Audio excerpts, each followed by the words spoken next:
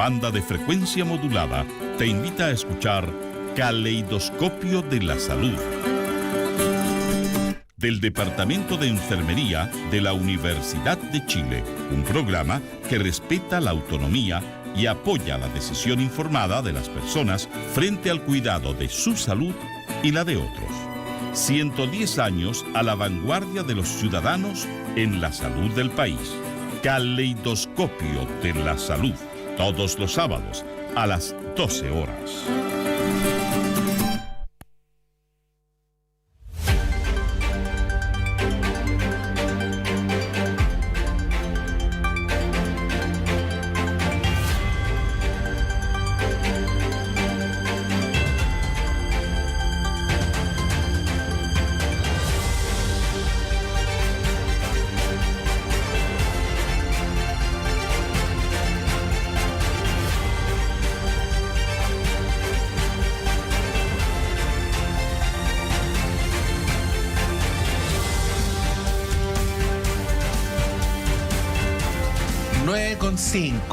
Bueno, hacer un gabinete es difícil, pues.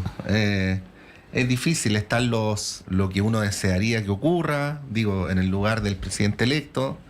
Están las presiones, los contrapesos. Elegir a la persona más idónea.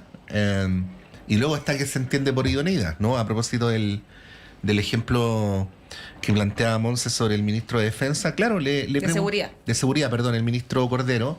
No le preguntábamos a él por Carter, no le preguntábamos por ningún nombre en particular, pero sí más bien por esta idea, que es la que compite con la de Carter, que es la de nombrar a un ex uniformado en el cargo, ¿no? Entonces, lo que argumentaba Cordero es que en los lugares donde se ponía a ex uniformados en cargos de responsabilidad política en relación a seguridad, defensa y otros, se generaban mecanismos endogámicos que iban en contra del principio de la tutela del poder civil por sobre el poder uniformado. Entonces, él en un plano general decía no. Ahora, en paralelo, es una pregunta, yo sé que no es neutra, pero pongamos que es neutra. ¿Cuál es el mérito de Carter en seguridad? No tiene.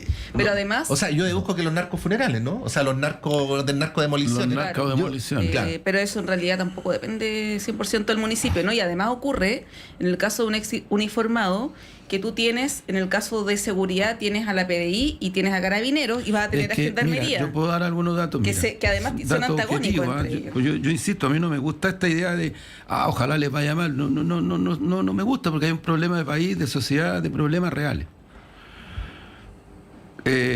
Lamentablemente, la derecha boicoteó el 40% de los proyectos, incluido presupuesto y de gestión, que iban directamente a fortalecer las policías.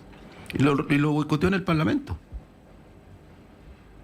Por lo tanto, les va a tocar presupuestos que no van a dar el ancho desde el punto de vista del fortalecimiento que se requiere, no en materia de andar apaleando a la gente, sino que en materia de enfrentar el narcotráfico, el crimen organizado y todo esto que estamos viendo, que sigue para arriba y que uno podrá decir algunos medios espectacularizan, pero es un hecho real. Tema migración. Yo por eso decía, ya el presidente del Perú dice no, presidente fronterizo, de un país fronterizo. Es muy probable, creo yo, lamentablemente, que el presidente de Bolivia también va a decir que no. Porque las actuales condiciones que están cursando en la región, incluido lo que está ocurriendo con Venezuela, nadie se quiere hacer cargo de un problema que puede ser 3 veces más dramático en los próximos meses. Nadie. Entonces, ¿cómo va a enfrentar un ministro? ¿Con qué gestión? ¿Con qué presupuesto? ¿Con qué equipos? ¿Con qué capacidad incluso individual? Estos grandes temas que el presidente electo los planteó como los problemas que él va a enfrentar en un gobierno de emergencia. Y yo siento que ahí hay un tema, para mi gusto, fundamental, porque ojalá que en las próximas horas el presidente electo dijera cómo los va a enfrentar. Porque ¿sabes por qué ayuda eso? Porque te genera una lógica, te puede generar una lógica a partir de la cual efectivamente se puede hacer de estos problemas nacionales, en donde tú involucras al conjunto de la sociedad, eventualmente involucras al conjunto de la fuerza social y política con la dimensión de Estado que se requieren. Porque de otra manera es muy probable que pase lo que ha ocurrido en gobiernos anteriores, en donde esto se parlamentariza se generan debates, los problemas siguen, no se resuelven y la sociedad la pasa mal. Cristian, bueno, en el caso de seguridad ocurre lo que decíamos, ¿no? Si es un ex uniformado, la señal que se da si es un ex carabinero para la PDI y viceversa, ¿no? Que siempre hay como una animosidad entre las policías y vamos a sumar a gendarmería también. Ocurre eso, ocurre también el perfil, la capacidad de gestión que tenga el futuro ministro. ¿Y qué pasa si, como jefe de las policías, ¿no? Existen incidentes, manifestaciones violentas, que es algo que puede ocurrir en cualquier gobierno? ¿Cómo va a gestionar esa nueva autoridad los conflictos, ¿no? Es una cuestión que es bien delicada, por lo tanto no da lo mismo el nombre. Por eso digo también que eso probablemente es uno de los nombramientos más importantes junto con Hacienda, Relaciones Exteriores, el de seguridad y el que más le está costando, al parecer, al presidente Kast. Y bueno, te agrego también el factor de los nacional libertarios, que ayer Johannes Kaiser nuevamente en una conferencia plantea su incomodidad, esto que no le consultan, que se entera por la prensa, como medio taimado, ¿no? Esto de decir... bueno, en realidad nosotros como que no queremos cargo y no sabemos todavía, no hemos tomado la decisión si queremos ser parte del gobierno, cuando ya había llegado con las carpetas a la oficina del presidente electo. ¿Cómo ve este escenario previo a los anuncios que se hagan? Que como sabemos, cuando se nombra un gabinete, todo puede pasar, o sea, se pueden cambiar nombres el último segundo. Efectivamente, en el último minuto se han cambiado, de hecho, con decretos firmados y después no se ha firmado. Bueno, siempre conformar un gabinete es sumamente complejo, por lo que decía un poquitito Patricio también, este tema de las presiones y los contrapesos. Yo creo que presiones más allá quizás de lo que hemos visto del Partido Nacional Libertario, no veo mayores presiones en este momento hacia... los equipos presidenciales. Yo lo que veo más es justamente cómo buscar equipos que puedan generar una gestión eficiente, digamos, llegar con un gabinete, dicen de peso, pero un gabinete que de alguna manera dé señales de buena gestión. Obviamente mantener los contrapesos, no olvidemos que mal, y esto es un poquitito también lo que le pasó al presidente Boric cuando ingresó, es una candidatura que entra con un partido o con dos que lo apoyaban, ¿cierto? Socialcristianos, que nos sigue, y el Partido Republicano, y obviamente se sumaron desde el Partido Nacional Libertario en la segunda vuelta hasta Todo Chile Vamos, Amarillos, Demócratas. Obviamente en eso tiene que generar los contrapesos necesarios para tratar de generar un gobierno más de coalición, digamos, de coalición para este próximo periodo. No hay coalición. No hay coalición todavía, que yo creo que es un debate... Boric al menos tenía dos coaliciones que ahora ya no existen. O sea, aquí podríamos hablar, claro, de un partido que es el Nacional Libertario, el título hablar de Nacional Libertario, pero está Chile Vamos, que yo creo que esto... Claro, Chile Vamos ya... Pero al menos... Demócratas, que tampoco calza... Que estuvo... Pero yo creo que lo que tiene que conformar efectivamente es ver cómo hacemos un partido más de coalición. Por eso tiene que jugar mucho con los contrapesos, ¿cierto?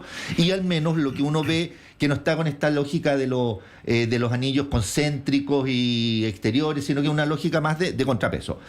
Eso lo veo. Es súper difícil armar un gabinete en esta lógica también. Personas que tengan las capacidades junto con los contrapesos, podríamos decir, para poder ir tendiendo hacia una coalición, ¿cierto? Hacia un gobierno más de coalición. Los que tienen las capacidades no son los que ganaron la elección. Esa es la No, las capacidades técnicas para el ejercicio. Por eso, o sea, es que es muy difícil más allá de que si ganaron o no la elección, porque los cargos en un régimen presidencial, los cuales a mí no me gustan, lo que uno necesita es tener gente con las capacidades técnicas para la ejecución, ¿cierto? En las diferentes áreas, y no solamente, recordemos, no solamente son los ministros, porque hoy día estamos discutiendo el gabinete, son los subsecretarios y son los jefes de divisiones, que son súper importantes, digamos, para la estructura del Estado. Entonces, por ahí yo creo que obviamente es complejo y vamos a ir en diferentes nombres. El tema de quién va a ser el ministro de Seguridad, sin lugar a dudas, por la temática, es hoy día la problemática más importante para la población es súper importante y va a ser un tema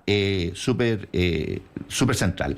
Respecto al Partido Nacional Libertario, yo creo que el Partido Nacional Libertario está en una lógica mucho de una identidad muy propia, de diferenciarse, de potenciarse, y claro, está mostrando esto. O sea, un presidente, vuelvo a decir, a mí no me gustan los regímenes presidenciales, pero si tenemos un régimen presidencial, es el presidente el que tiene que tener los equipos que a él de alguna manera le acomoden, y no lo que le acomoden a los partidos. Los partidos podrán poner nombre, podrán plantear su deseo, pero esto del que les consultan o no los consultan, por favor, o sea, yo creo que es una problemática, y creo que lo que sí me extraña, el estilo bastante diferente en términos, siempre los gabinetes se habían mantenido como muy tranquilos, porque empieza todo un debate si este es el mejor nombre o no es el mejor nombre. Este estilo como de ir tirando o poniendo nombres sobre la palestra sin conformar el gabinete, siempre van a haber algunas ideas, pero es distinto. O sea, ya yo creo que Quirós como ministro de Hacienda lo tenemos todos como asegurado, en obras públicas Arrau, Alvarado en Interior, José García en la SECPRES, la vocera, ¿cierto? Pero bueno, es un estilo, y lo que tenemos que tener, y no olvidemos, o sea, el gabinete es sumamente importante. Hay que ver también si va a tener biministros o triministros, que es algo que había planteado, pero también es súper importante el tema de la subsecretaría, porque esos son los sectores más específicos. O sea, hay ministerios como Economía que tiene cuatro subsecretarías, si no me equivoco. También. Educación. Entonces, ahí también está el punto súper importante, que no solamente el gabinete es como en la punta del iceberg, ¿cierto? Sí. Mira, Yo ahí, Juan Andrés, disculpa, Sí. yo advierto una dificultad con la constitución del nuevo gobierno, que no tiene nada que ver con si el gobierno es más o menos de derecha, que es una praxis política del blanco y negro, ¿no? Que contrasta un poco con los dilemas de Estado, que son siempre complejos. Digo, alguien que ve el mundo en blanco y negro le cuesta apreciar la complejidad de los asuntos. Uh-huh. Me refiero a eso, no sé si logro explicarme. Voy a poner algunos ejemplos, porque estábamos viendo el tema de la complejidad en seguridad. También en cierto mundo del análisis internacional ha generado preocupación el nombramiento en relaciones exteriores y en defensa, que tiene una connotación súper importante de relaciones exteriores. Por ejemplo, se piensa para la Cancillería, ya que se menciona el nombre de Pérez Maquena, en alguien con un perfil, vamos a decirlo así, economicista, pero tanto la fase en la que está el país como el momento que vive el mundo no es igual a cuando hubo un antecesor con ese mismo perfil, que fue Alfredo Moreno en el primer gobierno de Sebastián Piñera. De hecho, en esa época no existía la Subsecretaría de Relaciones Económicas Internacionales, que es donde se supone cabría mejor alguien por el estilo. Era ¿no? la Direcon. La anterior Direcon, ¿no? Digo, a propósito de lo que pasó en Venezuela, por poner un solo ejemplo, ¿no? Alguien que esté pendiente de incrementar la inversión, no necesariamente calza con el tipo de situación que estamos enfrentando. Y en defensa lo mismo, pues se está pensando en un periodista. No quiero decir que los periodistas no, pero digo, supone que hay que tener ciertas competencias, cierta experiencia previa para asumir determinados dilemas, y el Ministerio de Defensa no es un ministerio fácil, ¿no? Es muy complejo. Ahí quería preguntarte, Juan Andrés. sí, no, mira, a ver, yo lo que creo es que hay nueva demostración. Si hay algo que le complicó a este gobierno, a mi gobierno, el primer tiempo, fue la gestión. La gestión de Estado, porque cuando tú haces un gobierno que va a hacer reformas, pero no a cambiar el carácter del Estado, y eso se puede traducir en concreto en decirle a la ciudadanía, ¿sabe qué? Yo este Estado lo voy a cambiar, ¿me entiendes? Y lo voy a cambiar porque creo que aquí hay que enfrentar las cosas de otra manera, pero eso no fue así, y lo que se planteó, y por lo que el presidente Boric gana la segunda vuelta, con voto de París y 62%, 62% de voto de París y se va a Boris, no a Kast, y ahora pasó al revés. Tú tienes que tener alguna sintonía con las demandas de la ciudadanía, que son reales, no son ficticias. Yo no creo en esa cosa noventera de que aquí la gente anda inventando los problemas. Yo creo que eso ya, para mi gusto, tiene incluso bastante saturada la ciudadanía. siempre comparándonos con Burkina Faso, no sé, con México, no sé, siempre una cosa bien absurda además, ¿no? Bueno, esos problemas son los que para mi gusto marcan la gobernabilidad de este gobierno. El presidente, y yo ahí creo que puede hacer algo interesante, novedoso, a lo mejor le resulta, a lo mejor no, ha planteado que él no necesariamente va a hacer todo a través del Congreso. Ahí hay un espacio. Eso es histórico en Chile. Es histórico, o sea, histórico incluso antes del golpe. Incluso antes, del 30 para adelante. Los gobiernos siempre confrontaron al Parlamento, el Parlamento siempre confrontó al gobierno, hubieron incluso intervenciones militares, golpe, en fin, es una dinámica la que tiene Chile a propósito de este componente. Muy poco dado al plebiscito, a la consulta ciudadana. Europa tiene en varios países consultas ciudadanas a nivel comunal, mucho más que Chile, históricamente, Europa. Entonces, ahí hay un tema que yo creo que está planteado, no sé cómo lo va a enfrentar en lo concreto, pero el presidente ha dicho, yo voy a hacer cosas que no van a pasar por el Congreso. Y esas cosas, si tienen que ver con las situaciones de emergencia social, salud, crimen organizado, en fin, salario, ingresos, mujeres, porque ahí está el problema de la cesantía cada vez mayor, aunque no se quiere reconocer, pero hay ya estudios reales que están mostrando que se está subiendo la desocupación en mujeres especialmente. Ahí hay un tema, para mi gusto, de fondo de gestión. El segundo, fíjate lo que voy a decir, no alcanzaría a entender que un sector que tiene una correlación parlamentaria mucho mejor que la que tuvo nuestro gobierno cuando partió, no se logre poner de acuerdo y primen, no sé, pues, bueno, a ver si le va mal, si le va bien, esperar un añito, no sé, yo digo, no sé, porque tienen una correlación parlamentaria que para efectos de resolver cuestiones por vía ley, solo tendrían que tener unos cuantos votos más. Sí, le falta el quórum constitucional, pero la mayoría simple. Pero es altamente probable que no se pongan de acuerdo. Entonces, bueno, muy probable. por eso digo que lo dejo abierto, porque creo que ahí están los temas de gestión política. Bien, Juan Andrés, Cristian. Perdón, y Claudio Alvarado es una persona que para mi gusto no tiene mucho que ver con el sector más propiamente republicano, pero una persona que ha tenido gestión política en los dos gobiernos de Piñera. Sí. Gestión política, digo. No. Fue diputado, fue senador. Claro. Bien muy valorado. Respetado por los adversarios políticos. Muy respetado. Misma cosa que García Rumino. Misma cosa. Muy. Sí. Bueno, los quiero llevar al tema que anunciábamos al principio del panel, que hoy se conoce el veredicto en el caso de Claudio Crespo, quien presuntamente habría disparado un perdigón en los ojos de Gustavo Gatica, causándole las lesiones que lo tienen ciego, ¿no? Es un juicio largo, muy delicado, muy, bueno, como todas estas situaciones, ¿no? Viene revictimizante también, independiente de si Claudio Crespo es culpable o inocente. Él argumenta que no fue él quien disparó, que había otros carabineros también. La pregunta de si fue Claudio Crespo o no es importante, pero también es importante hacerse la pregunta de por qué ocurrió esto, ¿no? Y si no fue Claudio Crespo, quien haya sido, es un representante del Estado disparando al rostro de una persona que se manifestaba.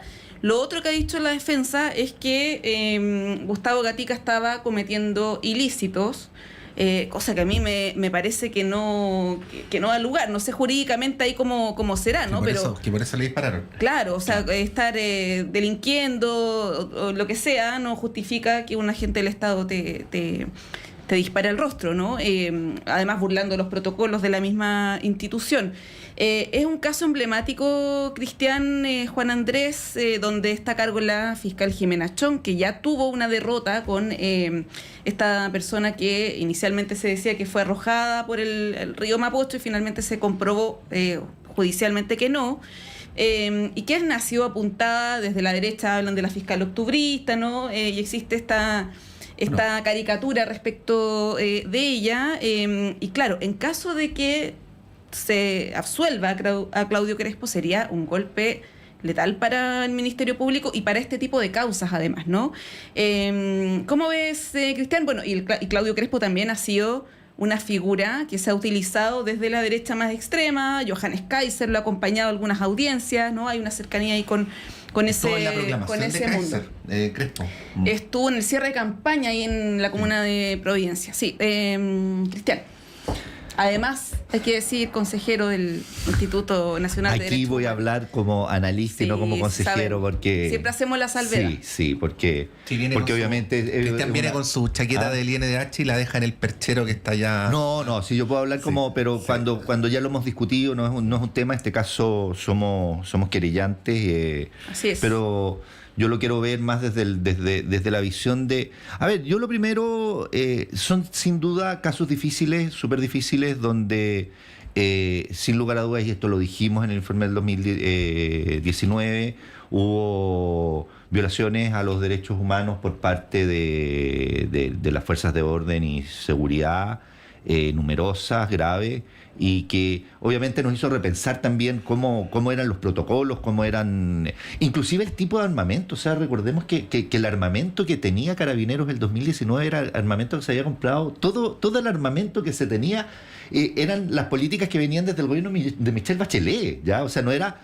Teníamos toda una problemática de preparación, además de las fuerzas de orden, pero también tuvimos, y que también, porque ahí también hubo vulneración a los derechos humanos, actos de violencia y destrucción importantísimos, digamos. Lo que yo creo es aquí lo que tenemos que poner, yo creo que de foco es que la justicia opere y que tiene que tomar, y recordemos que vamos a tener el veredicto, pero pueden venir otros procesos, o sea, pedir la nulidad del caso, claro, por cualquiera de las partes, ¿cierto? Puede alargarse más. Pero aquí lo importante es cómo van a discernir los jueces y cuáles van a ser los fundamentos en qué van a basar sus fundamentos. Yo no he seguido particularmente el caso judicial, pero ayer veía un reportaje de los ángulos, de las diferentes cámaras, de quién disparó, de quién no, cuáles eran los medios de prueba, porque más allá de los testimonios, tienen que ver también con los medios de prueba. Sí. Y aquí lo que uno espera... yo creo que son dos cosas, digamos, que los jueces, recordemos que en el sistema son 3 jueces que toman la decisión, ¿cierto? Fundamenten de alguna manera el veredicto de acuerdo a las leyes. Y yo creo que lo segundo y más importante es ver justamente esto en perspectiva de... Porque tú decías, en algún momento hablábamos de que pueden venir manifestaciones violentas. O sea, ¿por qué tenemos que tener, ¿ya? Todo en todos los gobiernos. No, si lo tengo sí. Bueno, menos en este. Menos en este. Sí, es verdad. Lo que yo quiero decir, y esto es una preocupación que también de alguna manera tenemos sobre todo en los colegios, en los establecimientos educacionales, con el tema de la violencia. Cómo nosotros estamos validando la violencia, o más que no validando, estamos naturalizando el uso de la violencia, cuando una sociedad puede tener muchas discrepancias, una sociedad tan plural, puede tener muchas, pero las debe canalizar y las debe manejar, ¿cierto? Sí. No a través de la violencia. Y tampoco, disculpa, Cristian, tampoco podemos naturalizar que un teniente coronel de Carabineros diga que le va a sacar los ojos a un manifestante. Cualquier persona. Que fue lo que hizo Claudio Crespo. Que fue lo que hizo Claudio Crespo, totalmente. O sea, más allá de la prueba y de lo que pasó. No, claro, más allá del veredicto. O sea, no puede ser que un funcionario público, un agente de seguridad, amenace, ¿cierto?, a una persona, haya cometido el delito que haya cometido. O sea, ahí hay derechos que hay que respetar respecto a la persona. Entonces, hay una cultura aquí, además, que tenemos que ver un poquitito más allá. Yo espero que la justicia opere, hay que ver cómo sigue el caso, cuáles son las pruebas, y ver cómo avanza esto, porque, como decía, pueden venir otras etapas, o sea, puede pasar a la Corte Suprema. Lo más probable es que cualquiera de las partes pida la nulidad y qué va a decidir la Corte Suprema respecto a aquello también. Estamos, Juan Andrés, estamos pasados con el tiempo, sí, pero ahí para que... mira, voy a hacer como casi enunciado nomás, porque comparto mucho el análisis que él ha hecho en ese sentido. Mira, lo primero, yo creo que, y ojalá los tribunales, yo seguro que lo hayan tenido, porque aquí hay temas de peritaje. El disparar a los ojos es una técnica. Y se ha usado muchas veces, pero quienes más recurrentemente la usaron para provocar terror es el ejército israelí años anteriores, no ahora, años anteriores, contra los manifestantes en Gaza, en esa zona, que estaban ahí, se movían en la zona fronteriza, en fin, le disparaban a los ojos. Es una técnica para provocar terror. Por lo tanto, cuando tú tienes el caso de Gustavo, de Fabiola y de otros más, no estás frente a una situación ocasional, episódica, incluso exceso de la fuerza.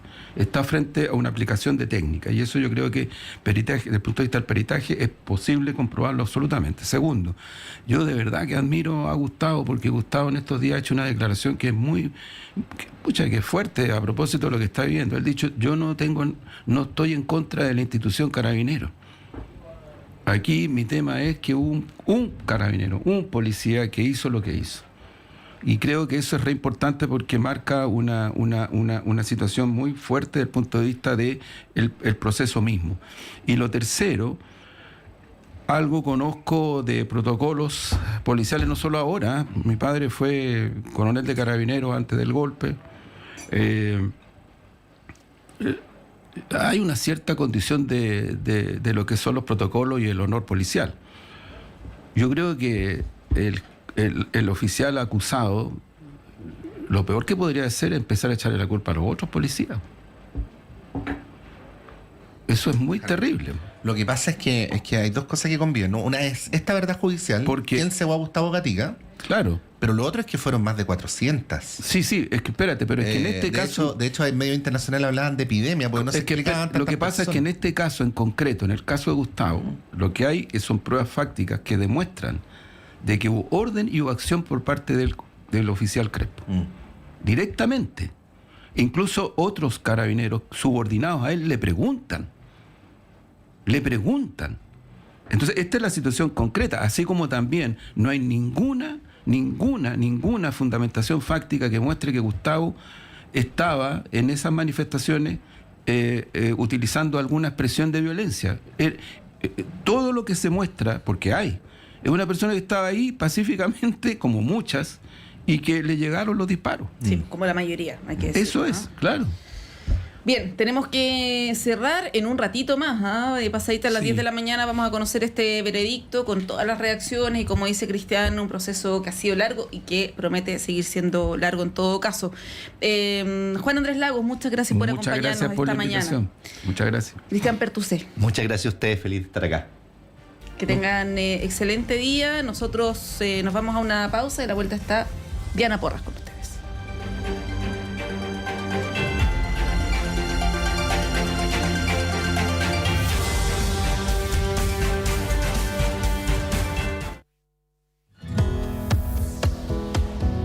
¿Pensabas que la sexualidad era solo cosa de jóvenes? Las Vueltas de la Vida, un programa que desafía los estereotipos y nos invita a explorar la sexualidad en las personas mayores. Hola amigos y amigas, soy Johnny Acevedo Ayala, profesor asociado de la Facultad de Medicina de la Universidad de Chile, y les invito a escuchar cada martes a las 11 de la mañana Las Vueltas de la Vida, sexualidad de las personas mayores. Prepárate para una mirada sincera y reveladora sobre un tema que nos concierne a todos y todas. Hola, soy Alessandra Buroto y junto al equipo de Travesías, Arte y Política te queremos invitar a sintonizarnos cada jueves a las 5 de